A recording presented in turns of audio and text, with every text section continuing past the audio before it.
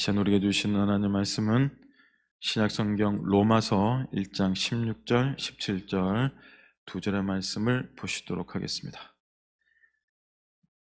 제가 있는 성경으로는 신약 276쪽입니다.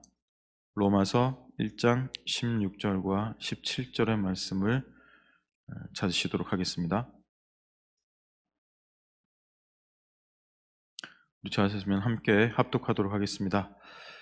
내가 복음을 부끄러워하지 아니하노니 이 복음은 모든 믿는 자에게 구원을 주시는 하나님의 능력이 됨이라. 먼저는 유대인에게요 그리고 헬라인에게로다. 복음에는 하나님의 의가 나타나서 믿음으로 믿음에 이르게 하나니 기록된 바 오직 의인은 믿음으로 말미암아 살리라 함과 같으니라. 아멘. 어제까지 4일 동안의 긴 여정을 통해서 오늘과 내일은 이제 그 여정의 목적지라고 할 수 있는 우리 기독교 복음에 대한 사도 바울의 생각을 함께 나누고자 합니다. 본문에는 우리가 믿는 믿음에 대한 굳건한 정의가 기록되어 있기도 합니다. 바로 17절 말씀에 쓰여진 대로 오직 의인은 믿음으로 말미암아 살리라. 하박국 2장 4절을 인용한 이 본문은 흔히 말하는 이신칭이라는 말 한마디로 더 널리 알려져 있는 기독교 믿음, 기독교 복음에 관한 그런 정의입니다. 오직 예수 그리스도를 믿는 믿음으로 의롭게 된다, 그런 뜻입니다. 그리고 우리는 의롭게 된다는 것을 죄로부터 구원받는 것과 같은 개념으로 이해하고 있습니다. 물론 이 말은 틀린 말이 아니죠. 우리 믿음의 핵심을 담고 있는 아주 중요한 그런 진리 가운데 한 부분이기도 합니다. 이러한 개념이 개신교 신학에 그리고 개신교 신앙이 흔들릴 수 없는 주제로 인식된 것은 마틴 루터 때문입니다. 그 이후로부터 우리는 이것을 우리 신학과 우리 믿음의 주제로 삼아왔습니다. 루터는 본문을 해석하면서 우리가 어제까지 살펴본 로마 교회의 상황과 그리고 그 로마서의 배경을 반영하지는 않았습니다. 루터 자신이 처해 있던 로마 가톨릭 교회의 부패와 그 비성경적인 그 상황만을 지나치게 투영한 나머지 사도 바울이 본연에 말하고자 했던 그 복음의 반만을 해석했습니다.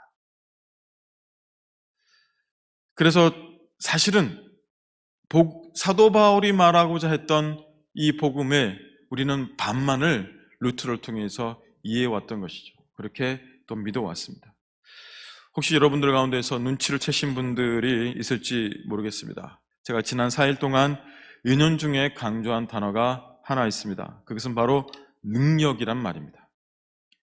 바울은 본문 16절에서 복음을 부끄러워하지 않는다라고 고백하고 있습니다.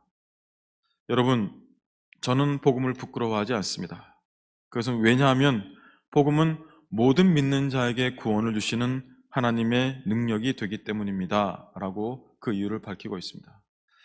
사실 로마서는 우리 한글 성경이 번역하지 않는 부분들이 많이 있습니다. 그것은 뭐냐면 헬라 원어로 가르라는 단어인데 이 가르라는 뜻은 우리나라 말로 하자면 왜냐하면 이런 뜻입니다. 이 접속사가 굉장히 많이 쓰여졌는데 우리는 우리의 흐름상, 우리 말의 자연스러운 흐름상 이것을 제대로 번역하지 않았습니다. 그래서 분명한 인과관계가 잘 설명되지 않고 있습니다. 근데 바울은 곳곳에 이 가르라는 단어를 통해서 앞과 뒤에 인과관계를 분명히 밝히고 있는 것이죠. 그래서 오늘 본문에서도 저는 복음을 부끄러워하지 않습니다. 그것은 이 복음이 모든 믿는 자에게 구원을 주시는 하나님의 능력이 되기 때문입니다. 라고 얘기하고 있습니다. 복음을 부끄러워하지 않는다. 이 말은 사도 바울이 복음을 가장 자랑스러운 것으로 여기고 있습니다. 바울 자신이 알고 있었던 그 모든 지식을 배선물로 여길 만큼 복음은 모든 믿는 자에게 구원을 주시는 하나님의 능력이 되기 때문이다. 바울은 그 이유를 밝히고 있습니다. 우리는 루터의 선언에 갇혀서 이 말을 들을 때마다 16절의 중심을 구원이란 말에 두고 있을 때가 많이 있습니다. 구원이란 말에 중심을 두고 그렇게 듣고 또 그렇게 이해합니다. 그러나 바울이 말하려고 하는 16절의 중심은 구원에 있는 것이 아니라 하나님의 능력에 있습니다. 하나님의 능력 때문에 우리는 구원에 이를 수 있고, 우리가 믿는 것은 사실상 하나님이 그러한 능력을 가지신 분이기 때문이다. 바울은 그렇게 설명하고 있습니다. 그렇다면 구체적으로 이 능력은 어떠한 능력을 말하는 것일까? 바울은 그것을 말하기 위해서 믿음의 조상인 아브라함을 들어서 우리에게 설명해 주고 있습니다. 그 설명이 어디에 나와 있냐면요, 로마서 4장 17절에서 22절까지의 말씀이 기록이 되어져 있는데요, 이번에는 여러분 한번 더 찾아보시도록 하겠습니다. 그거 오늘 우리 읽은 본문에서 조금만 더 뒤로 넘기시면 281쪽쯤에 로마서 4장 17절 말씀이 기록이 되어져 있습니다. 우리 찾았으면 17절에서 22절까지의 말씀을 함께 읽어보시도록 하겠습니다. 기록된 바 내가 너를 많은 민족의 조상으로 세웠다 하심과 같으니 그가 믿은 바 하나님은 죽은 자를 살리시며 없는 것을 있는 것으로 부르시는 이시니라. 아브라함이 바랄 수 없는 중에 바라고 믿었으니 이는 네 후손이 이 같으리라 하신 말씀대로 많은 민족의 조상이 되게 하려 하심이라.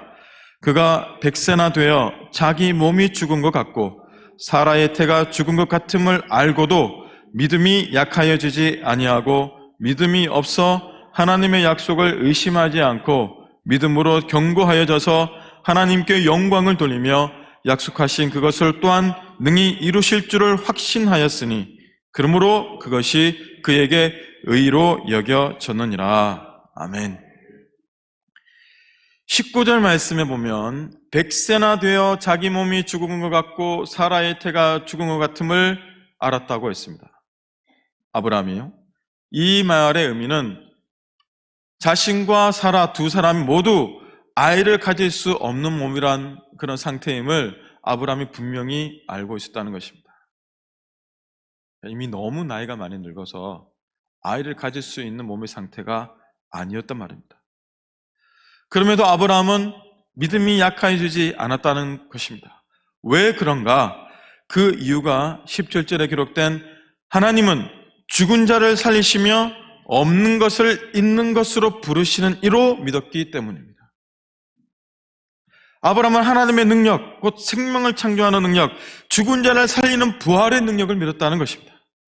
여기에 능력과 오늘의 본문이 말하는 능력, 그리고 로마서 1장 4절에서 말씀하고 있는 성결의 영으로는 죽은 자들 가운데서 부활하사 능력으로 하나님의 아들로 선포되셨으니 곧 우리 주 예수 그리스도이시니라. 그 에서의 능력, 이 모두가 그러한 능력을 말하고 있는 것입니다. 아브라함이 더 이상 아이를 가질 수 없는 육신의 상태에서도 이삭을 주실 것이라고 확신할 수 있었던 믿음, 예수님이 온전히 십자가에서 하나님을 믿고 죽을 수 있었던 그 믿음, 사도 바울이 다마스커스로 내려가는 그 길 위에서 만난 예수 그리스도를 통해 깨달은 믿음, 그리고 우리가 가진 믿음의 근거는 바로 하나님께서 죽은 자를 다시 살릴 수 있는 능력을 가지신 분으로 믿었기 때문입니다. 따라서 로마서의 주제는 오직 의인은 믿음으로 말미암아 살리라는 의미보다는 모든 믿는 자에게 구원을 주시는 하나님의 능력이 바로 복음이다 라고 새롭게 정의할 수 있습니다. 여러분, 하나님이 아무리 우리를 살리고 싶으셔도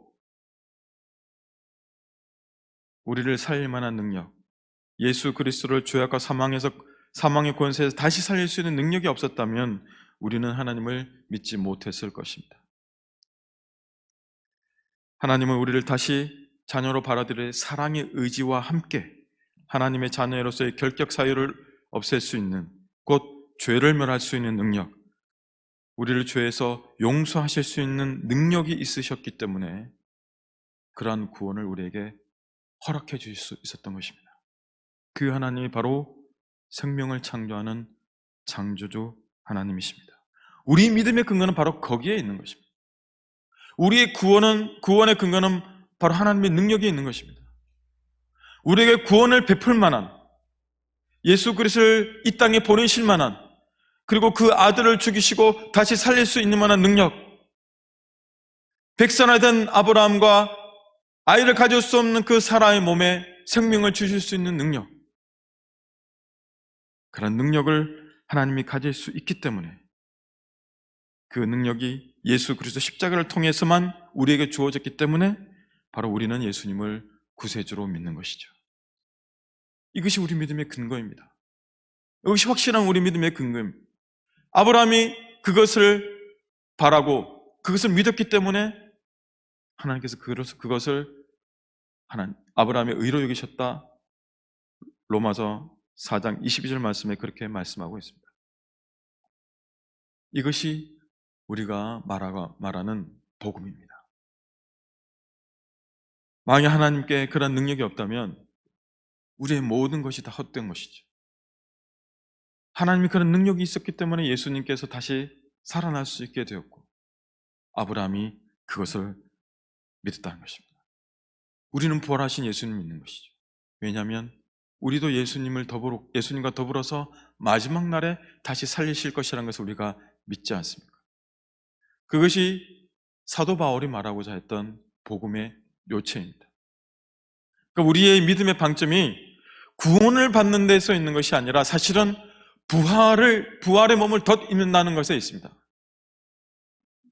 그래서 이제 내일 마지막 시간에 말씀드릴 것이지만 우리는 이미와 아직의 중간 상태에 있는 것이죠.